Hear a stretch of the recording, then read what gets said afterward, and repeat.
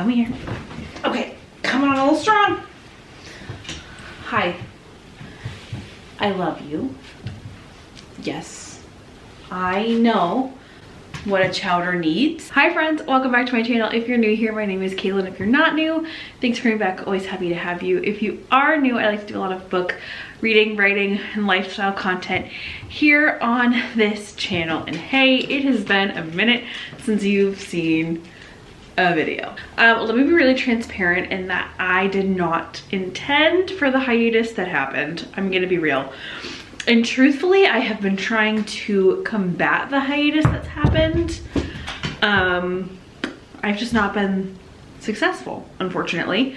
Yeah, truthfully, I have been filming videos for the past 4 months and just have not had time to edit and upload them, and then by the time I do get around to it, they don't feel relevant anymore. Some good news, I did decide to drop one of my majors of my master's program. If you're new here, I was doing a double master's in, oh god, my brain, in the arts of English and in the arts of teaching, and I did decide to drop the arts of teaching one. It was not necessary for my license as a teacher, so I said no more, but I'm still in classes for it this semester, and I think it's just been different this year with teaching at a new school, or I'm teaching 2 grades instead of 1, creating kind of 2 curriculums, and also taking 2 classes, one of which being a directed study, drafting an entire collection of my own poetry. Has just been pretty busy. And on top of that, I have been working with a startup on the side. I've been working with a startup as a side job that's been working really late nights, instructing and creating curriculum. So I'm a little curriculum out, I can't even lie to you. And my brain is a little bit fried, but I am taking a leave of absence from my master's program next year for the spring semester. I'm just really hoping that I make it to December 12th when my class ends. Honestly, my first class with my directed study should be done fairly soon. My poetry collection was due last week, and asked me if that's been submitted. I have also filmed this video specifically 3 times now. I did it in September, I did it in October, and now we're gonna see if November makes it to the big screen, because I wanna film the last few books that I'm hoping to read in 2024. If you can believe it, 2024 only has about 6 weeks of it left, which I don't really know how that happened. I have some reading that I'm hoping to do. After 12/12, I feel like I will be kind of cruising to the finish line. I feel like I will a little bit have more brain space and be able to actually read, though I feel like I say that every year, and who knows. Honestly, I'm excited and welcoming the semester off, and hopefully I can take advantage of that and do a lot of reading time. I think the last you saw of me, I was writing my book. That is all but halted, unfortunately, but we are also hoping to resume that in 2025. 2025 is the year of making the goals happen. Okay, I do want to do the end of year typical stuff, the year in review, my favorite reads of 2024, my most anticipated reads of 2025. I want to do all of that. I'm not there yet. And honestly, it is a little bit disappointing to me because I look at my read list of 2024 and less than 10 of those books were for fun, which is so disappointing and disheartening. I've read 28 books so far this year. My goal was to read 40, so I am currently 6 books behind schedule. Now, I'm not gonna lie, there might be a day in between here and there where I could do a quick 24-hour readathon, try and read 1 billion books. But my goal this year was less about the number and more about reading intentionally, about things, picking up books that made me happy, that I was really interested in and really excited for. So I'm trying to not feel too bad about not hitting the goal. It will be the first time in a few years that I haven't hit the goal, but I'm also just trying not to beat myself up about it because reading is for fun and for enjoyment and for relaxation for me. I don't even really have a goal of how many I want to read. I'm not even doing that. If I just can read some of these before the end of the year, I will feel good about it. So the first, we can probably guess it. It's been in the past like 6 TBRs that I've posted, probably the past 10 TBRs and want to read list books that I have filmed that you have not seen. And I gotta do it. It is The Brothers Hawthorne. I think I am now officially 2 books behind in this series. No, 3 I think, because there's this one, and I think 2 have come out since then. I need to frickin' catch up. I can't be behind anymore with that series. If 2025 comes along and there are more and I'm even more behind, I'm going to get upset. If you haven't heard my spiel, I really loved the Inheritance Games trilogy. You can squeak all day when no one is here, and you choose right now.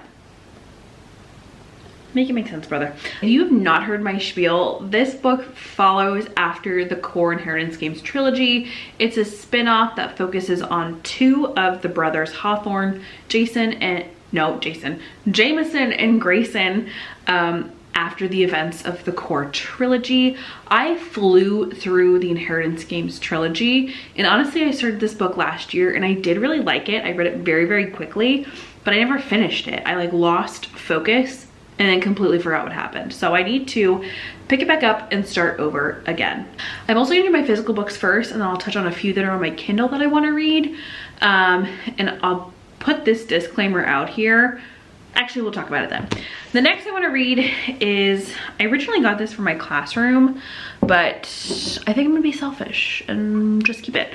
And that is Punching Bag by Rex Ogle. I've read Free Lunch and Abuela Don't Forget Me by Rex Ogle, and they were like the most gut-punching, heart-wrenching, no pun intended, books ever. They are novels in verse. This one's actually a novel in prose that tell his story of growing up in, you know, a poor, abusive and homophobic family, except for Abuela Don't Forget Me, where he really kind of highlights his grandmother as his hero in his childhood. This one talks about his experience just enduring physical abuse from his mother and stepfather, and I know it's gonna be a really difficult read, but he just writes so beautifully, and he just has such a like empathetic and understanding spirit that just endures through such tragedy. It is just so beautiful. He also had a book come out recently that I'm hoping to read soon called Long Road Home, that I'm actually, let's get it in the Libby cart right now. You know I haven't been reading when Libby is offloaded from my phone. Anyway, ooh, skip the line. I always do this. I'm like, I want to skip the line. Girl, you're not reading. Don't skip no lines. Next on my list is another series I just don't want to get behind on because I don't know what it is. It's trilogies with spin-offs. I can't get into the spin-off, but this has also been on many a TBR this year, and that is Throne of the Fallen by Carrie Maniscalco. This is the spin-off series that comes after Kingdom of the Wicked. This is the first one. There is, I believe, a second one coming. That follows Prince Envy, who has been cursed and is playing a cursed game. Working alongside this love interest is one of the clues, one of the stipulations of this game. But if you are unfamiliar with the Kingdom of the Wicked trilogy, I loved that series. 2021 to 2022 and 3. I was obsessed, read the whole trilogy as they were coming out. They were fantastic. Oh frick, it just came out. All right, well I gotta read that one too. I'm behind again, guys. Kingdom of the Wicked follows this girl, Amelia, whose sister is murdered, and she goes on this kind of whole adventure to seek revenge for her sister. And in doing so, she goes to, as a witch, in the Italian coast, summon a demon and accidentally summons a prince of hell. In this series, the 7 deadly sins represent the 7 princes of hell, each controlling one of the 9 circles. This book, Throne of the Fallen, follows Prince Envy as he goes to fulfill this cursed game and break the curse that's in his realm. She's a chunky book. Kingdom of the Wicked was about half the size of this book. I think this was intended to be a standalone, but it is a series Prince of Sin number 2 is called Throne of Secrets, follows a different prince. So I think that is why they are a bit longer, because these books operate in a series but are standalones that focus on one specific Prince of Hell. So for example, Throne of the Fallen focuses on envy, and the second one that just came out about 2 weeks ago now, October 29th, 2 weeks to the day, is called Throne of Secrets, that follows Prince Gluttony. So very curious how that goes. I like that cover a lot. I'm hoping to read that. I do have that on Kindle. It is in Kindle Unlimited, at least Throne of the Fallen is. So if you are a Kindle girly, you get Kindle Unlimited. You can find it there. You also do not need to read Kingdom of the Wicked to read Throne of the Fallen. And that's what I'm currently reading right now. So if even I just get that one out of the way, I will feel a little bit better about myself as a reader, even though this book, I'm still giving myself grace, is like 550 pages. I mentioned that I have been writing a poetry collection, which I'm very excited about for my class.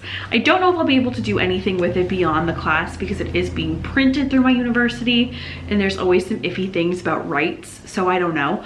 But I did pick up a present for myself as a congrats you finished your poetry collection present. Have yet to finish the poetry collection though, so I still can't read this yet. And that is She Followed the Moon Back to Herself by Amanda Lovelace. Amanda Lovelace is one of my favorite poets. I've worked with her and done events with her through the bookstore where I used to work, and she's just such a delightful person, and her poems are just incredible, and her spirit of magic.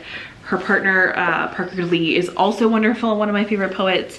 So I did pick up this one because this snuck up on me. I did not realize that this was coming out, and then I saw it in the bookstore and I was like, as I was writing my poetry collection, and just kind of felt like, you gotta do it, right? So I got it, and then it's kismet because there was a signed book plate in there, a little surprise for me. So I'm gonna be reading this.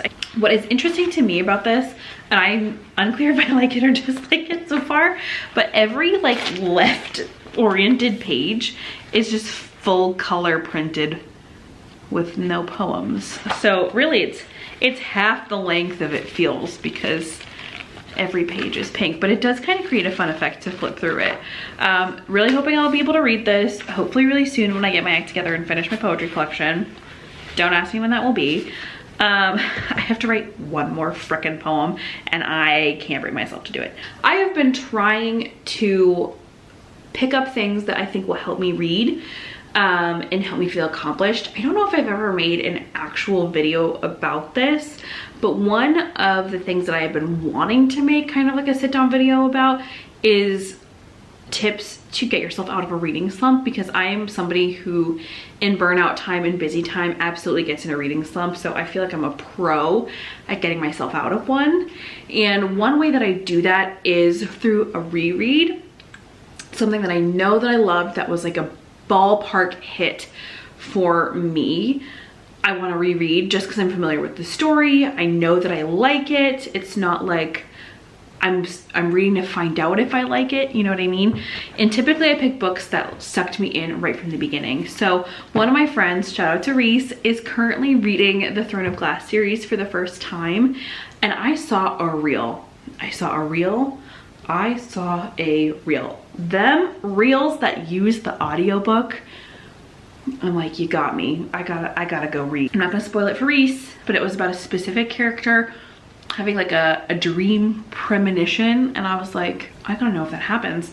So I picked up Throne of Glass to do a reread. It's Reese's first read, and she's on Crown of Midnight right now. So when I first read them, got through Queen of Shadows. So I got through the first 4. I feel like I could do it. I feel like I could catch up and actually finish the series this time. But I started it, and I got this wicked cute bookmark that I have to show you at the bookstore. I'm not allowed to go there anymore. I figured, first of all, found the perfect palette to annotate and tab. And then I found this bookmark that says, all the best books have dragons, which is like, duh. So I got about, 30 pages in. 30 pages in, hoping I can reread it. We're waiting. Now we're gonna switch over to the reads on my Kindle that I'm hoping to get through before the end of the year, or just are going to be prioritizing by the end of the year. Again, I'm not expecting to read all of these. If I read even half of them, I feel like I will feel accomplished. I was going to put the third Fourth Wing book on the list, but it doesn't come out till January. I'm in the clear because I don't think I would have been able to squeeze that one in there. And honestly, I did not like Iron Flame very much. So let me know if I should read Onyx Storm. I feel like she's gotta make up some ground with me, that Rebecca Yarros, because I was not feeling Iron Flame. I suffered through Iron Flame. I have a couple books in my Kindle, and I will be transparent that I read a lot more and a lot faster on my Kindle, which is, I think, a good and a bad thing. When I got the Kindle for Christmas last year, I was really afraid that it would have been like a wasted gift on me and that I wouldn't use it as much as I do, but I actually really do use this a lot. Also, side note, I just went to New Hampshire and I got a Break for Moose sticker and I lost it, and I'm really sad because I wanted to put it in here. Every year I do like a cozy Christmas, I call it like a nothing read. So I do have one that is pretty relevant. It's a new title. I have The Christmas Tree Farm by Lori Gilmore, which are supposed to be like cozy mystery romances. She did like the Pumpkin Spice Cafe and the Cinnamon Bun Bookstore, which I have both of those. And I'll like, listen, guys, tell me if I need to get over myself, truthfully, because I started the Pumpkin Spice Cafe going in order. Maybe I'm ridiculous, but all of the dialogue uses single quotations. And gonna be real, as an English teacher, as a writer, that does drive me, yep, bananas. And I literally got 4% into Pumpkin Spice Cafe and I was like, I can't do it. So I will preview The Christmas Tree Farm by Lori Gilmore, but if Girlie's still rocking with the single quotation dialogue, I'm not brave enough. I'm not. Okay, maybe don't need to tell my whole Goodreads crew that I am reading this. This shit takes me 7 hours. Call the police. Do love a book that starts with a playlist. Let's count how many Taylor Swifts. Not judging, just curious. 1, 2, 3, yep. Oh, 4, oh, 5, yep. Yeah. Oh, it's got some Noah Khan on here. Okay, this could be a fun vibe. Let's find out together. I have like genuine anxiety. There's single quotation marks. Y'all, listen. I'm disappointed, but I probably will still give it an attempt. Also, I've been wanting to read Assistant to the Villain. My friend Jess recommended me that, by Hannah Nicole Mayer. Again, it started at got 4% in, that's for sure. And it seems like a fun fantasy. She said it's not very spicy. Very like low stakes kind of cozy fantasy with a little bit of a morally gray character and a little bit of romance. Yeah, Christmas Tree Farm will be my cozy December read. That's like, okay, we were really getting into Christmas break. I can read the Christmas Tree Farm book, and you know I'm gonna play that playlist and put on some Christmas tree ambience. That is what I'm hoping to read in the months of November and December.